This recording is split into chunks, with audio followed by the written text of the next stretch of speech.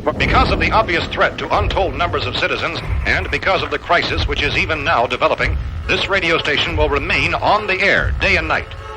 Officials and newsmen at first discounted those eyewitness descriptions as being beyond belief. However, the reports persisted. Listen to them. Children of the night. What music they make. Greetings, Earthlings. Welcome to Boogeyman Radio. I am the D. You are the D. We are the D. We are That's the all D. I can think of when I say We are that. the D. And of course, my left-hand man, because you're on my left side. Charles here. How's everybody going today? How's everybody going today? Man, that's a great one. All right. It's been a weekend, man. It has. I mean, shoot. Woo. I feel that. I completely feel that. Got more snow coming. Yeah, you guys are really excited, I'm sure. You got a ton of snow coming. We do too. We've got about probably, I don't know, 3 to 6 inches on the way. And a little bit more than us. A little bit. Just a little bit. Hey, we got some nice weather, but this winter just keeps hanging on. I know, man. It's like that Clean X. It just really is, and it just sucks. But hey, we'll get there. We'll get there eventually, and then we'll get some nice riding weather. I'll be able to get on my Harley. Cannot wait to get my motorcycle out. I missed out on those really nice days, but hey, that's okay. There's plenty more to come. There are plenty more to come, and hopefully some great plans in the future. Hey, Lori, good to see you. Howdy, howdy. But yeah, how was your week, my friend? Just talk about that. It was pretty decent. It was pretty all right. Yeah. You have some exciting news? Whatever do you mean? I don't know. Maybe the thing on the bottom right-hand corner? Yeah, actually, guys, so this coming Sunday at 7 p.m. Central Time, I am showing the first episode of Haunting History. That is dropping this Sunday. Freaking wait. It's on the Eureka Springs Underground, the catacombs, and we have special guest Steve Arnold from Meteorite Man on there. But you almost said Mystery Man, didn't you? I almost said Mystery Man. Great movie. It was okay. I love it. But yeah, it's gonna be a good episode. I think you guys are gonna be pretty well surprised by what's in it. I will be in the live chat whenever that's premiering. So if you want to see the premiere, it's at 7 p.m. on the Haunting History channel. It's Haunting Histories, youtube.com/Haunting History. So that's going on. Hey, and then guess what else is going on? What else? What else but the Haunting History Paracon? Hey! October 7th and 8th at the Elks Lodge in Joplin, Missouri. Super excited for that one. Cannot wait. Got a pretty banging lineup here, okay? Yeah. And I'm not talking just speakers, right? Oh. We got concerts. We got gallery reading. Oh. We've got people that are in the paranormal field that are going to be there that aren't going to be speaking, but they just wanted to be there. Like Dr. Rebecca Foster. Yeah. Denise and Ron Pridemore, to name a couple. Mm-hmm. Yeah, it's going to be awesome. It's going to be a great time. I'm super excited. I can't wait. It's going to be a great October. I'm so pumped. And if you haven't heard Josh Hurd play music, now's your chance. Yes. Fantastic. I'm so glad to witness it and have him on the show. And if you haven't, go watch our episode with Josh Hurd and Jessica Potter and go back and watch our episodes. Plus, I think doesn't Josh play a little bit, or no? That's probably on the After Dark stuff, or whatever it was. I think that was on the After Dark. We're just digging around. That's right. That was still a lot of fun. I've been sending him a couple songs. I'm like, man, you should learn this. You should learn this. Because I'm one of those people. But you should try to play this. Come on, man. You should try to play this. You should learn this. Totally play it at the show. Yeah. That'll be awesome. I mean, it'll be great, man. I can't wait to see him play live. And Randall Shreve, I'm really excited about Randall Shreve. Randall Shreve is going to be amazing. He's going to be doing his solo act, but like his solo act is actually pretty freaking impressive. Yeah. And yes, Lori, we are excited that you'll be there too. I'm super excited. What's up, Josh? Good to see you. But yeah, I'm waiting to hear back from somebody so I can announce locations for overnight investigations Yes. for I was the. gonna say having an investigation is gonna be exciting too. Can't I wait. know I haven't like said anything about it on any of the platforms or nothing. Um, that's because I'm just waiting, and since I got so much done early, I just kind of wanted to wait a little bit before That makes announcing more sense. stuff. Yeah. What's up, Cassie? Miss Sassy. Sub Cassie. Oh, And if everybody couldn't tell, which some that may have missed it, our number 2 intro is the one that won yes. because it is the best one. Not that the other two aren't great. That one is hands down the best one. Um, I love it. what about you? What do you got going on? Well, let's see. This week's been a little hectic, or this last week has been a little hectic for work. Yeah. Things are just the nicer weather is starting to bring people in. We're busier than ever. We're a little understaffed, but that's okay. We'll get through it. We're severely understaffed, I should say, but that's okay. We'll get there. But Woo-hoo. my sister, fuck, awesome. Can't wait to see both of you. So it's gonna be. I mean, things are okay though. Other than that, had a great couple days. Just kind of like binged watched movies, marathons with my friends. Was productive and reading. Got a new motorcycle permit today, so I'm officially legal again for the roads.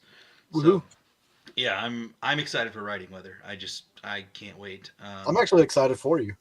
I've been doing some shopping, looking for some possible cameras for the motorcycle to maybe make some vlogs. We'll see what happens. Oh yeah, See man. how that goes. So Hell yeah. it'll be I'm fun. excited for you. I Me really too, am. man. It's gonna be a great time. It's gonna be a great spring and summer. I'm looking forward to it. And you know, if you need editing software, I've got Adobe Premiere. I can send you a copy. That is something I'm probably gonna have to follow up with you on because it's gonna be interesting. It's gonna be it's gonna be interesting because I've never really done like video editing and like putting in audio with like clips of videos. I don't know the whole process. It's all foreign Right. to me. So Well, it's I'll gonna be a work with great you. experience. I'll also give you a website that does some tutorials for you Oh, and stuff sweet. like that. That way you can know what you're doing Yeah, that'll be really real quick. nice. I mean, I'm looking at getting a few things like I'm trying to get obviously in like the box set of attachments where you can like attach it to different things and there's this one where it's like an outer shell where the Hero 9 or 10 plugs in or the GoPro plugs into like a that plugs into the shell that has a built-in microphone on it. It Cool. plugs into the power port. So it's like if I can do that and I've got one of those selfie sticks, I can just, hey, look at this. Look at the wonderful things we're Yeah. seeing. And Get you a chest mount or something, I thought and about that too. Well, either a have a chest mount mount. for your bike.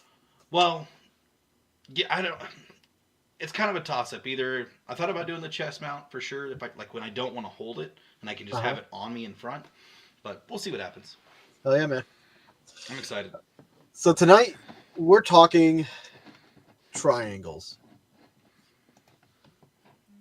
Get out of Triangles your dirty minds. in mysterious places. Try yes.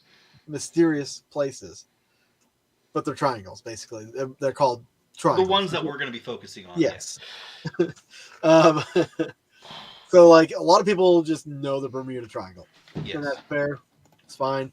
But the world is a big place, and it's a mysterious place, and there's a lot of places out there that we don't hear about on the day to day, like especially in the paranormal community. When we talk about these areas of interest, the Bermuda Triangle is the only one that really comes up, and the Alaskan Triangle, which we'll talk about a little later, possibly. Yeah.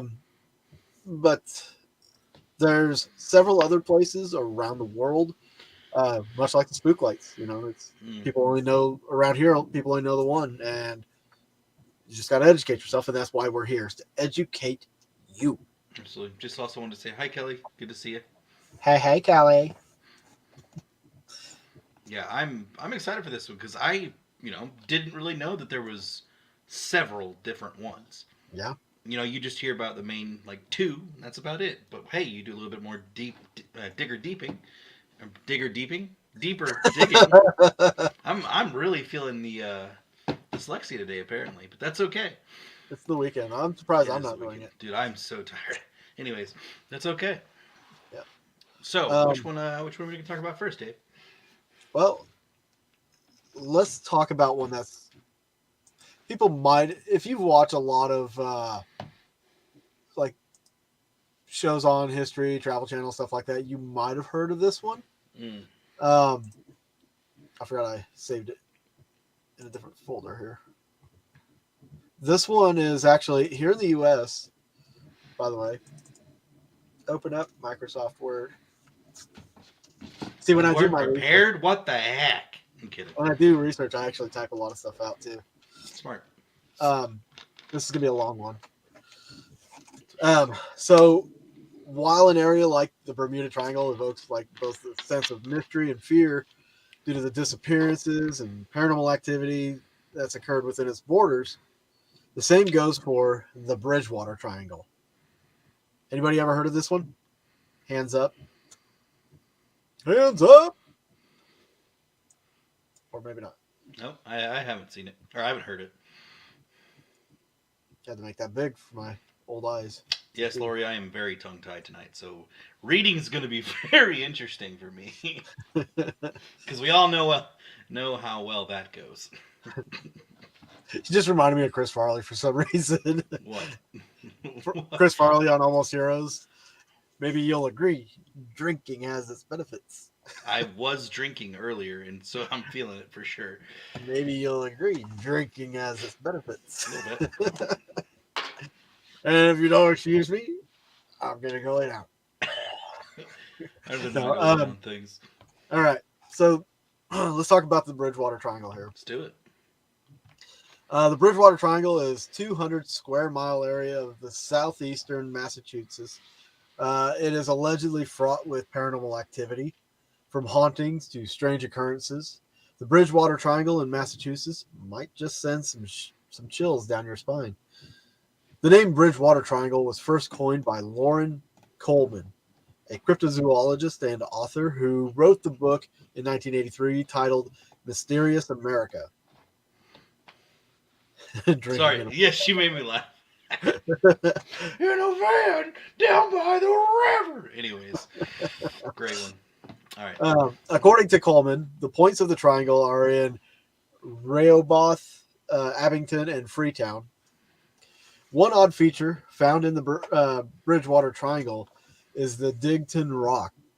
The Digton Rock is a 40-ton boulder that is covered in ancient petroglyphs. It was found in the Taunton River during the construction of a dam, but it is now housed in the tiny museum located at the Digton Rock State Park. The origins of the rock's petroglyphs remain a mystery because nobody knows who or when they were carved, but there are plenty of speculations about it. Another place is Profile Rock, which once stood intact within the Freetown Fall River State Forest and had its own ghost, a man who sat cross-legged on the rock. The man was seen by many people who had trekked to see the rock, but unfortunately a large portion of it broke off in 2019 after years of being vandalized, you little assholes. People ruining spots for ghosts, man. If I was that ghost, I'd get revenge on those people that touch that spot and just haunt them for the rest of their lives. Seriously. What I would do. Because, screw people. You ruined my sitting place! And that, sorry, not meaning to interrupt, but that gives a great question. So, does that mean the ghost is not just going to sit in thin air, or? I mean, I don't know what the rock's made of. Maybe it was holding his energy, that residual energy. Yeah, that's a good point. And when it fell and broke apart, it released that energy for good. Yeah, that's a good point. I didn't think about that. That's a very, very good point. All right. So there's also a historic cave. It's called King Philip's Cave in Norton and has seen its fair share of paranormal activity. Once it was a hideout for a Native American leader in the 17th century. Numerous sightings of light orbs, phantom campfires, and the sound of drums have been reported over the years. Among the bizarre phenomena that have been witnessed at Bridgewater's Lake Nipponicket. Lake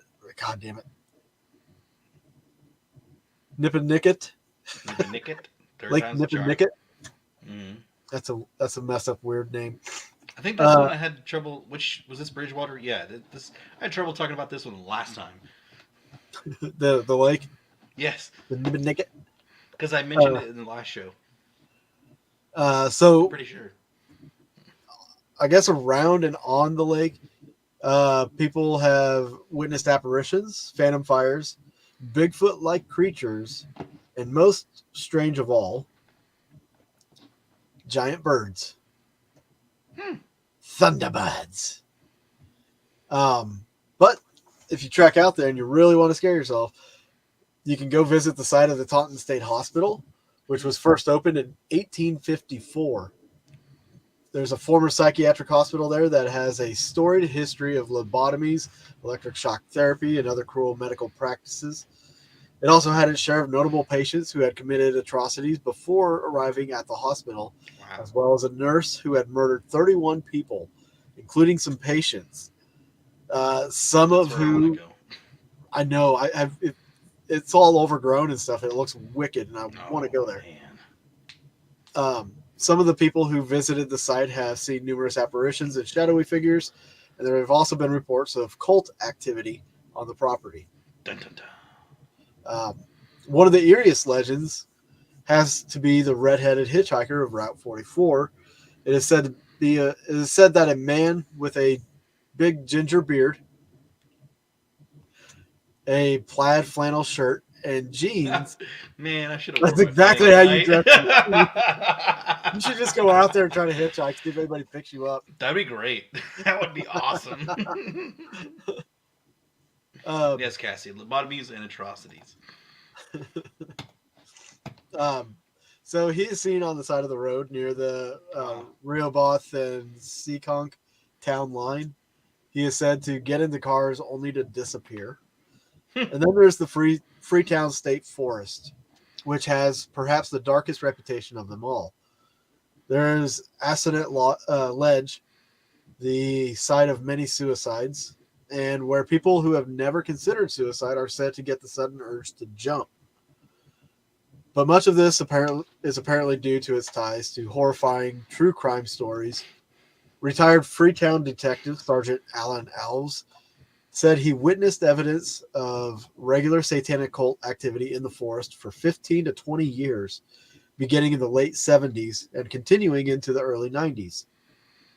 He said he and other officers would regularly find animals that appear to be sacrificed ritualistically, with no blood in the animal, but none on the scene either.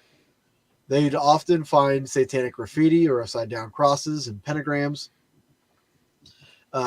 Alves said police believe the infamous Fall River cult murderers, Carl Drew and Robin Murphy, conducted rituals in the forest, even having a hut in the middle of it. Bastards. Yeah, that's where they were hiding. Well, Josh is apparently he has the ginger beard and flannel shirts as well, so he could have been the prime suspect as well. But I'm sure there's plenty of men in America that are prime suspects. Dun dun dun! I wish we had something like that, but this will have to work. Who the fuck is this asshole?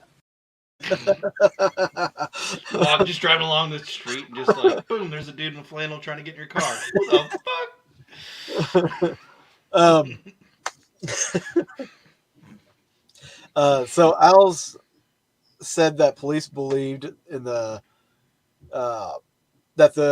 two murderers, Carl Drew and Robin Murphy, conducted rituals in the forest. He said that police found an underground bunker there with creepy dolls believed to have belonged to the satanic couple. I'm out. Who were prosecuted for molesting children they had adopted. Pretty messed up. Alves was the first officer on the scene at the discovery of the 15-year-old Mary Lou Aruda of Rainham's body. I don't know. After she was kidnapped in 1978 and found dead in the forest 2 months later, tied to a tree. Gosh, a lot of shit happens in this forest, man. She was found 2 months later, tied to a tree. Yeah, she was obviously still alive, right? No, she was dead. Oh, okay, never mind. She was found 2 months later. I'm guessing they tied her to a tree and probably starved her, or they beat her. Or just the person could, just keep giving her nourishment. I guess I don't know. Right. What is that? The dead part, but yeah, that's crazy. Like on 7, the guy that was strapped to the bed for I forgot how many years, and it was kept alive. Yeah, just keep them, give them enough nourishment to keep them alive for so long. Yeah. Freaking weirdos. Um, so that that was one thing he said that stayed with me because at the time my daughter was just a few years younger. It really stood with me, and it stays with me to this day. I imagine that would. I could see why. That's why I would never be a cop. I couldn't. There's no way I could walk onto like. Nope. No. Since Coleman's introduction of the Bridgewater Triangle to the world, a select group of paranormal investigators and enthusiasts have stepped up to record and investigate as many strange occurrences as possible, and in doing so, continue the story of the Triangle. Excuse me. How dare you? I know, right? Most have their own websites devoted to their findings in the Triangle, but none have any definitive answers as to what is going on there. Well, yeah, mysterious. That's the whole point. Yeah. So what's going on in the Triangle?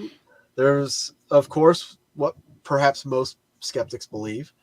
Most skeptics will say it is because the region has been defined as strange that people are automatically attributing things that could be easily explained as paranormal because there's a heightened sense of awareness living there. Okay. In other words, you hear something crashing in the woods, and it could be a deer, but everybody's mind's going to go to Bigfoot because they're living in the Bridgewater Triangle. They know about all that stuff. But there's others who have dedicated their time to investigating the Triangle who are convinced there's something more going on. Jeff Bellinger believes it goes back to King Philip's War, a war between the English settlers and the Native Americans in the mid-1670s. The bloodiest war per capita in U.S. history. It took place largely in the Bridgewater Triangle region. Where's the Bridgewater Triangle, Dave? Massachusetts. Thank you. Kelly was asking where was this place. And it ended with the Wampanoag chief Medicombe. I guess he's a Facebook character. I don't know. It's actually spelled Meta. Also known as King Philip. It ended with basically this chief being hung, beheaded, drawn and quartered, and his head displayed on a pike for 200 years at Plymouth Colony. 200 years? What is 200 that? years? To the 1870s. I can see that happening. So just the skull, I'm sure, was just the only thing left eventually. Yeah. Because that's pretty messed up. Yeah. That's some Dracula shit. So you've probably heard the trope of the unfinished business. The unfinished business really has nothing to do with the dead. It has everything to do with the living, Bellinger said. We don't like people getting away with murder, even if it happened a long time ago. So there's this nagging feeling that happened in this area, Oh, yeah. But many other Triangle investigators believe King Philip's War is merely a symptom of the negative energy there, and that its mysteriousness is much older, having something to do with the land and possibly even being conscious. There are these areas all over the globe that are nicknamed window areas, said Andrew Lake of Greenville Paranormal Research. There are these locations that seem to be like a tear in the veil to other realities. It's a thing. It's not a location. It's not a random place on a map.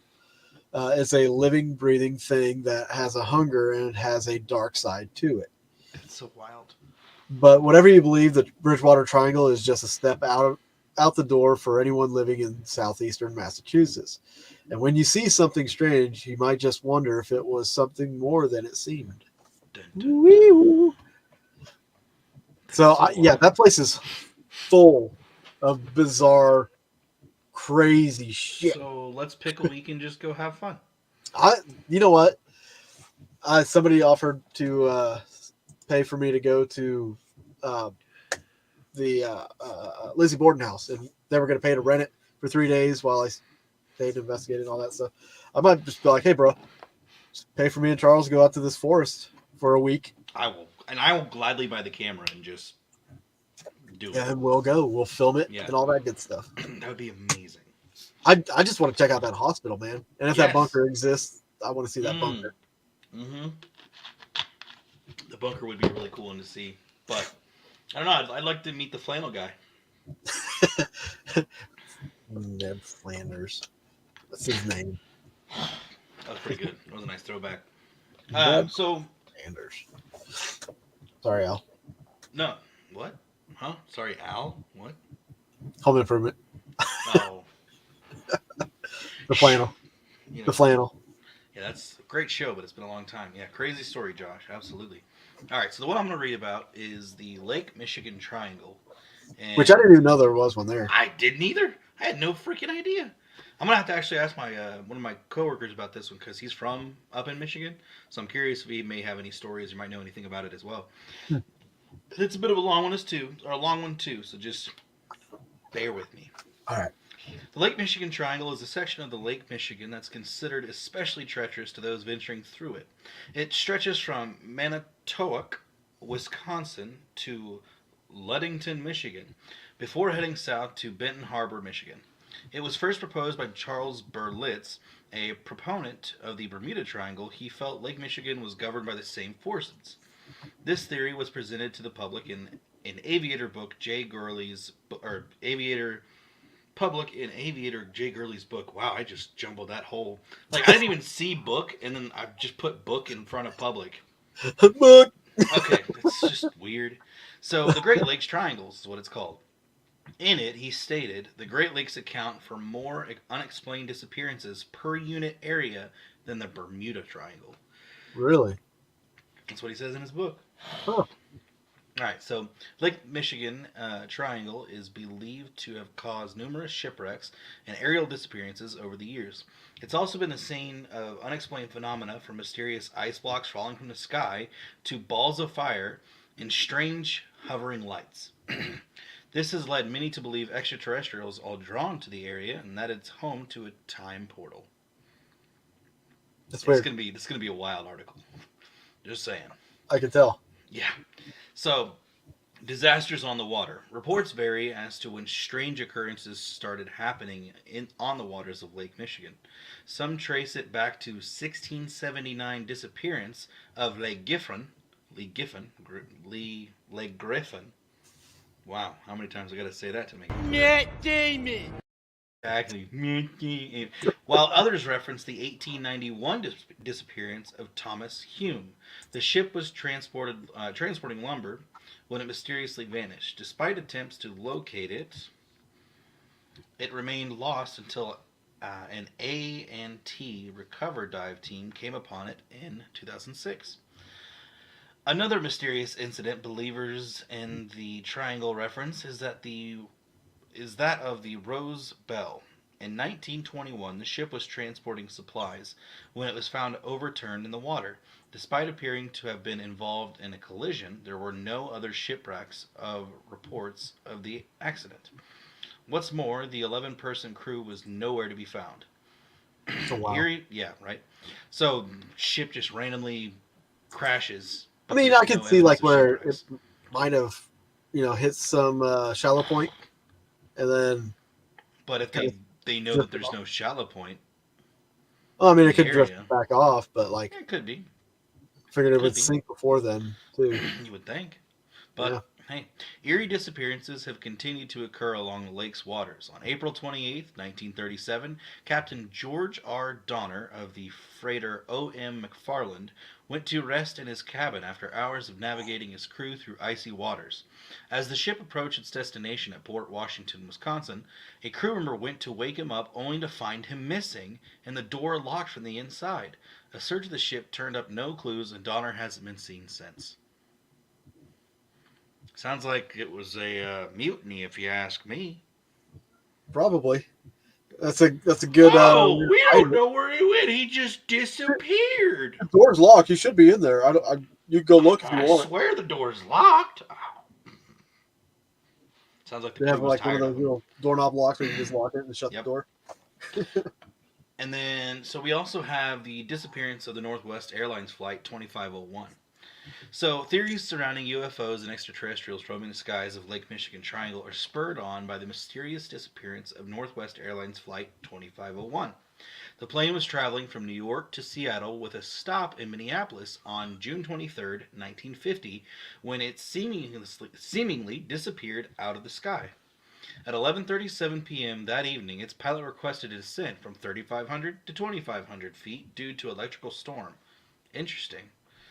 The request was denied, and minutes later the plane disappeared from radar. Despite a massive search effort, only a blanket bearing the Northwest Airlines logo was located to indicate the plane had gone into the water. As days passed, partial remains began to wash ashore across Michigan, but the plane never resurfaced. According to the two police officers who were near the scene, there had been a strange red light hovering over the water just 2 hours before the plane disappeared. This was led to some theorize it was abducted by aliens. However, there is reason for taking the aircraft remains a mystery. That's wild. I wonder if somebody like. I wonder how long a flare would hang in the air. 2 hours before its disappearance. Well, if people are like looking to take this plane down. So, let's see. A few minutes later, so after the request at 11:37, the plane disappeared from radar, and it was 3,500 feet. So, if it disappears from radar, that means somebody turned off the black box. There was a red light. So what tells me is the plane disappeared, probably crashed. Somebody shot a flare, was hoping to be rescued or something, maybe. But if the flare was up for 2 hours before it crashed, before it disappeared. No, it's after. Oh, yeah. So Strange light hovering over the water just 2 hours after the plane disappeared. Oh, okay. Yeah, that's what I was thinking. It's like a flare, signal, distress signal. I wonder if they just haven't combed the bottom of the lake yet. Probably. Lake Michigan is rough. Rough. Well, you can see why. Yeah. The waters are really rough. They're really dangerous waters. Real choppy. Oh, God, yeah. All right. There's a lot of shipwrecks in Lake Michigan. That just sounds horrible. Well, can you imagine the loot that's down there, though? Yeah, the Civil War gold. So, now we have the missing skier, and it's Stephen Kubacki. I think that's how you say their name. Was a 23-year-old student at Hope College in Holland, Michigan. On February 20th, 1978, he was on a solo cross-country ski trip near Sawtuck. I'm going to just say that's what it is because the G doesn't make sense. Sawtuck, Michigan. When he disappeared. The next day, snowmobilers found his equipment abandoned, and police located his footprints on the ice. The way they abruptly ended suggests Kubacki had fallen through the ice and died of either hypothermia or drowning.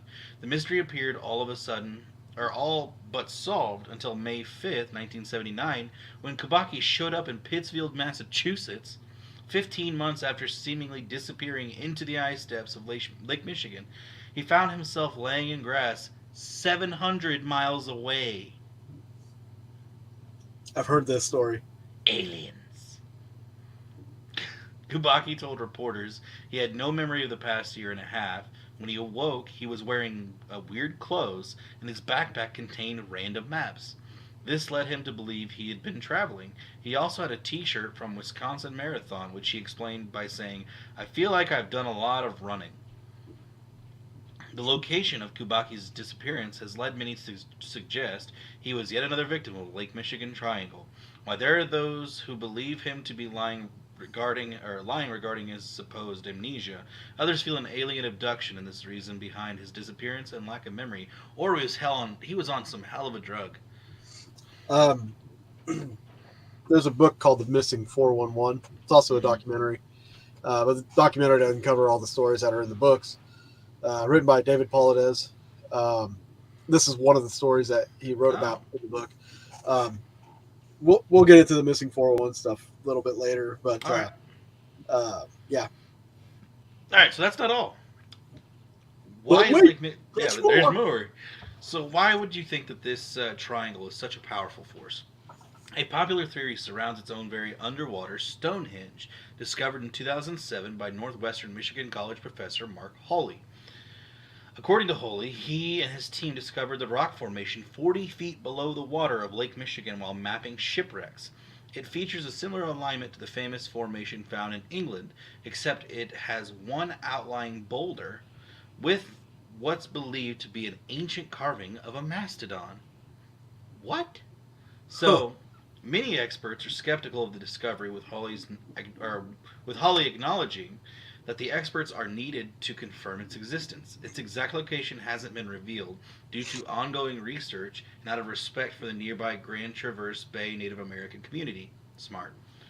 Given the mythology and alleged paranormal aspects of England's Stonehenge, it's theorized that one beneath Lake Michigan contains similar properties. Could this be explanation behind the triangle happenings within behind the happenings within the triangle, or is the explanation more rational, like bad weather? I'm kind of curious to how that lines up to the Stonehenge in England. Like if it's along the same ley line, or if they're like, Maybe. how does that line up? You know? Where's that line? Well, Yeah. and it makes you think: how was Lake Michigan created? Fuck, I don't remember. I don't know. I'm just saying. How do you think it was created? I'm sure there was a little bit of land that was blocking all that. It was probably a deep valley, and then at some point that land eroded, and ocean water just kind of flooded in. And So is it saltwater? I don't know. I've no, never. it's not. It's not. It's So it's still freshwater, it's fresh water. but it's all connected So to the ocean. right, eventually. Um, wouldn't there have been like massive? Or glaciers melting in that Yeah. area. Yeah, because I it mean, gets so if there were freaking cold up glaciers, there. if there were some glaciers, that would explain why Hold on, the. we're gonna do some science. Yeah, Kelly says glacier. Creation. I have to blow Kelly my says nose. glacier. All right, so I gotta blow my nose. I'll be right go back. for it. All right, so I'm gonna read this article and it'll tell us how the movement of the glaciers across Indiana dramatically altered the landscape. Although less dramatic, modern geological process continued to shape the land. Three of the more active types of processes are earthquakes. Okay, don't care. Streams and rivers erosion, during shoreline erosion and deposition along the Indian coast, like Lake Michigan. Alright, so about 14,000 years ago, the glacier that occupied Lake Michigan Lobe, began to pull back from a large arcuate highland that flanked the southern part of the lake basin. This highland consists of glacial moraines that mark the position to which the ice advanced to and retreated over the several thousands years. The last pullback was the highland area created a lake between the retreating ice and moraines. Essentially, the moraines acted as a dam at the southern tip of the Lake Michigan that water could pond behind. Waves that lapped up against the moraines formed the first Lake Michigan shoreline in what is now called Glenwood Phase of the ancestral Lake Michigan, 8 miles landward of the 8 miles landward of the modern shore. This shoreline is called the Glenwood Beach. See map below. Don't care. So it was a giant glacier at one point, basically. Okay. Before it formed into the lake. So, with that being said, if that was all land and people could still go in there, that makes total sense why that Stonehenge is down there. Yeah. So, what if, hypothetically, I don't know, like land masses and stuff, but what if the Stonehenge was next to some great thing, great giant, because this glacier had to be huge. It had to be massive. Yeah. To make the lake, holy cow. Yeah. So, I mean, Now the regular Stonehenge. possible. Now the regular Stonehenge. I forgot there was a. They had come up with an explanation for it. I can't remember what it was. Something like about a burial, possibly. Yeah. Burial area, but I mean, it would be awesome to be able to drain some of these lakes And just and just see. see Oh what's my at the bottom of gosh. them. That would be amazing. Can you imagine like how many bodies would be at the bottom of some of these lakes? I think that's funny how that's like one of the first things you think of. But yeah, it's pretty freaking wild, dude. Like, Chicago, you know,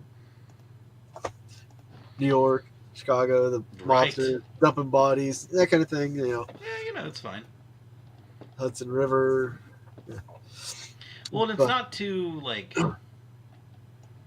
I'm looking at an aerial view of Stonehenge, and it's big, but it's not as big as what people would think. Right. Looks like there's Unless more you're- stones in the area too. Unless you kind of walk up to it.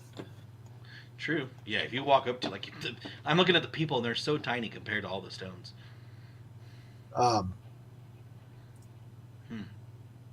Was that the end of the Michigan one? Yeah, that was the end of the Michigan one. Yeah. Okay. So let me throw this out there for everybody listening. Go ahead and type it in the chat. What do you think is the reason why there are these areas where so much phenomenon happens? Energy. Well, the guy did say there was an electrical storm on the plane crash, or that we say it's a plane crash. Oh, but for the plane crash, yeah. yeah, so I mean, underwater bases, maybe. Maybe aliens be like, "Pew, get out." Yeah, who knows? Maybe. Be interesting. Yeah, I just kind of want to see what everybody thinks in the comments Theories here. and such. Yeah, Yeah. no, absolutely. It's a very You're interesting not wrong. topic. Yeah. No matter what you put down, you're Yeah, not. it's all technically theory. We're not like just gonna be like, no, that sounds stupid. You're stupid for even saying that.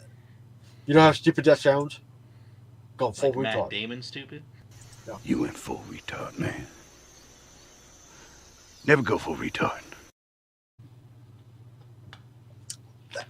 I like how that's the acceptable blackface in a movie. Right? The most accepted blackface ever. Oh yeah, it's hilarious. There's black people that don't even have a problem with it, but like there's some of them that find it It's that are still comedy, kind of pissed man. off. Honestly, I love that movie. I love Tropic Thunder. I think it's a great movie. It's hilariously stupid. All right, so Kelly says portals to other dimensions. I mean, there are some theories out there.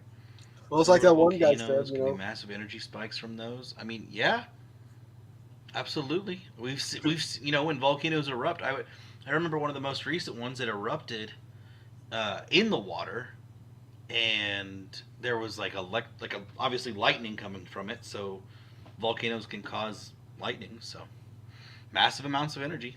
Josh, no idea. Well, it's like that one gentleman said in the article that I read. These areas could just happen to have a thinner veil. Yeah. Think of it as like we're living in a net, right? Parts of this net are going to be a little more open than other parts. True. I always look at it more like a screen that's filled with dirt. So but there's still little holes that are available for stuff to come in. You're saying like an actual screen, like a screen door. Yeah, okay, that works. Think of a screen door. So think of, say, you're in a haunted place and you see a partial apparition. Okay. Okay. If you want to subject a veil to this, so a divider, if you will, and you say it's a screen, if you push your hand into a screen or even just your thumb, you're going to make that little pattern because parts of your thumb made it through the screen, but not all of it did. That's true. Very true. So parts of this energy is making its way through this screen or veil, and we're only seeing the part of it that's come through, not the part that was left behind. Yeah. So if there's like this ginormous universal screen that we can't see, maybe in these spots is like that weak point in the veil where stuff can come through easier. I don't know. I mean, it makes a lot of sense. We'll see what happens, though. I mean, if you would think these veils were more prevalent, it'd be a very well documented and studied thing by now. Yeah, you would think so. But That's the mysterious part of the paranormal. I know we obviously know that there are epicenters of the world where high EMF activity like spikes. Like you take an EMF detector, and if you're on this like area, it's just gonna just ramp up. The zone of silence. Yes, I For mean example. these places are great. Like these places are great for meditation. Like I know there's some places there like temples are built on these places. I'm pretty So, sure. I mean, places like the zone of silence, if people aren't familiar with it, it's this area. Is it New Mexico? I'm looking. I think it's New Mexico or Mexico. I think it's Mexico. Yeah, it's Mexico. Okay, it's this area in Mexico that's got this odd generation of EMF, and it's such a desolate place. Like nothing grows there. do, you want me to, Um, do you want me to read about it? Because it's like the Bermuda Triangle. It's the zone of silence, the most bizarre Bermuda Triangle of the northern Mexico. Let me go ahead. Yeah, sure. All right. So, within the oh my gosh, stupid freaking pop-ups within the Mapimi Biosphere Reserve, in a place known as the Trino Vertex, lies a patch of the desert which has garnered a reputation for strange occurrences known as La Zona del Silencio, Zone of Silence. This is a place where compasses spin out of control and radio or satellite signals simply just do not work. Basically, the Bermuda Triangle of Mexico. So it has a very puzzling reputation. The first incident to take place at the so-called Zone of Silence in Mexico occurred in the 1930s when a pilot by the name of Francisco Sarabia was flying over the area and claimed his instruments went wild and his radio stopped working. Later in the 1970s, attention was drawn to the area when a faulty American missile was fired from White Sands Missile Base in New Mexico, and crashed or perhaps was pulled into the region. At the time, the Mexican government allowed U.S. Air Force officials to investigate the crash at the site, which is when the cause became apparent. It was discovered that no signal of any sort are able to penetrate the area, including radio and satellite signals, due to local magnetic fields that create a dark zone, inspiring the popular name of the site. Research has since been done at the Zone of Silence, an area bordering the Mexican states of Coahuila, Durango, and Chihuahua. The Mexican government have constructed a research complex such to be studied the unusual local habitat and wildlife. Theorists speculate the government is studying more than it's admitting, as there are plenty of anomalies of research. Scientific findings and bizarre encounters at the zone. One of the many unusual observable properties of the area is its high levels of magnetic and uranium deposits, to which scientists attribute electromagnetic pulses that are said to be the source of disrupted signals. The area is also a hotbed for meteorites. According to the Atlas Obscura, 2 meteorites have even landed on exactly the same ranch, one in 1938 and one in 1954. Scientists have theorized that the remnants of the meteorites exude magnetic properties that may explain why so many iron-rich objects from space end up there. So let's pause on that real quick. So, not only is the uranium and, I guess, magnetite together make this huge amount of electromagnetic pulse. So, wouldn't that, like, if someone was going to really do some heavy studies with electromagnetic, like, field, wouldn't you want to use magnetite and uranium deposits? Which, mind you, we don't have access to really uranium deposits. No. So we're kind of screwed there. Now, magnetite we do. Magnetite we could. Now, here's the thing, though. If you were to happen to go to this place in Mexico and maybe secretly do some digging, which I don't say that you should do or shouldn't do, but that would be really cool if you could figure out how to... Like, what if uranium was, like, the missing piece to some For sort paranormal of... research. Yeah. Well, first you'd have to find a way to smuggle that back. Yeah, because that stuff is highly valuable. Yeah. You imagine trying to smuggle that through the customs there? Oh, Heather said that's where they say about the pterodactyl sightings. Something like that. So yeah, that'd be pretty intense. But okay, there's a little bit more of the article too. So. Okay. Other more bizarre activity of this nature is reported here, such as the area's reputation for strange lights, UFO sightings, and alien encounters. Dig it. Some even believe it has been used in the past and present as a portal for aliens. Ranchers have cited tales of strange lights and odd strangers that appear from nowhere and claim to come from above. In fact, the same three blonde strangers have often been spotted by multiple witnesses. Witnesses of inexplicable flying discs, often described as disc-like. Wow. You don't say. These discs are almost Inflatable flying disc-like. discs are disc-like. Jesus. I love people sometimes. Have Are you- reported. The you jokes saying just write dislike? themselves. It's just, You you saying- can't help it. Are you saying dislike or dislike? Disc-like. Dislike. Disc-like. Dislike. The disc-shaped objects are disc-like.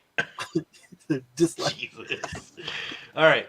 Stupid adult humor. They've even reported finding physical evidence to back their claims. Some have Okay. discovered burned brush and vegetation at the apparent touchdown sites. Whether you believe there is UFO and alien sightings or not, something strange is afoot. Foot. Now, here's a possible explanation. Aliens. Curiously, the zone of silence is geographically parallel with the Egyptian pyramids, the Bermuda Triangle, and its location just north of the Tropic of Cancer. Scientists at the Mexican Research Center have named the area the Sea of Thetis. Yeah, due to its being at the bottom of an ocean millions of years ago. What? Oh, so this spot was at the bottom of an ocean millions of years ago. Okay. But can any of this actually explain the numerous strange incidents? No. And no concrete evidence has been found to support the claims of extraterrestrial activity in this area, though there are undoubtedly several events that cannot be explained. If the zone of silence is experiencing rare magnetic pulls, one has to speculate the extent of the effects that it has in the happening area. Could the Mexican zone of silence area possibly be another Bermuda Triangle of activity? It certainly exhibits much of the same behavior. So it's, yeah, I mean, that'd be cool to like see the reports and studies and stuff on this place. That'd be I wonder- really neat. I wonder what effects that would have on the human body if you're there too long. Well, I mean, it's not radiation, so hopefully it doesn't have too bad of effects. You're hypersensitive to it if it's high enough levels. Of EMF, yeah, that's true. Yeah, because, well, that's a good point. Didn't think about that, because I know high enough, if you come in contact with enough EMF in a house, it can make you see some weird shit. It can make you sick. It can make you hallucinate. It can make you hallucinate, yeah. develop physical. You think they've already attribute- done those studies? Like how it affects people? Probably. I would not be surprised if somebody's already dug under there. Hold this magnetite uranium in your hands and see what it does. I'm sure they found like an alien base under there. I mean, that'd be interesting. What if there's like a Right. Stonehenge buried under there? I would Stonehenge-like structure. say like the lizard people. Well, I mean, oh, you know what? Good point. If it was at the bottom of the lake, what happens at the bottoms of where water is? A bunch of dirt and sand and clay just bury everything. And Yeah, they eventually, settle. you know, it settles. So what if all that settled land, there's stuff loaded underneath all that settled land? Probably could be like some kind of place like a what's what I'm looking for, an advanced civilization from ancient times. Well, and they can't do what's it called? metal or the ant detecting. people. They The can't. ant- The ant people. Yeah. Well, if Yeah. they see the same blonde people, though, I know that there is supposedly a blonde race of aliens out there. Yeah. Just saying. Well, the sad thing is they can't use metal detectors to, like the big metal detectors that help you like penetrate the ground to see what's underneath and see if you can find anything, like what they did at the Sphinx to find the cavern, or not the cavern, there's a No, that would be hidden cool. compartment under the Sphinx. in the episode of Haunting History when Barry got sick, too much EMF? Probably not, because there was no EMF up there.